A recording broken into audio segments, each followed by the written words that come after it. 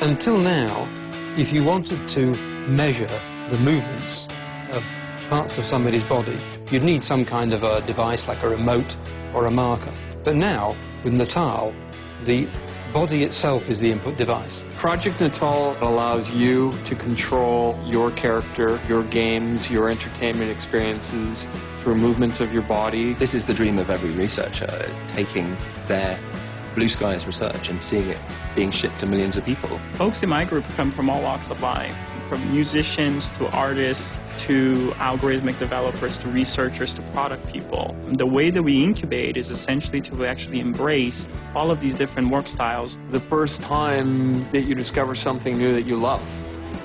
That's what the first moment was like when I walked up to the sensor, gestured, and saw that come to life on the screen. We knew we had something when we took the first demos that were using the skeletal tracking technology, and we actually had people using every part of their body. Not only were they smiling, but they said, hey, I was actually there. One of the brilliant things is that the 3D camera, for the first time, is going to be available. That gives you the three-dimensional information about the distance to every point on the body, but it doesn't actually give you an interpretation of where the limbs are, what the angles of the joints are. So for that, we need to build software. What Natal does is it evaluates effectively trillions of body configurations every frame.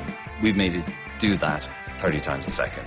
The person playing with Project Natal doesn't need to change their actions or change their behaviors to fit the technology. Natal technology actually changed itself to fit the way that the player plays. I think this is one of the most successful applications of machine learning and computer vision that's ever been deployed. We should absolutely expect the unexpected. It's 50% hardware, 50% software. The beauty is that we have the ability to tie those together in a magical experience. From the technology side, our goal is just to make that absolutely seamless.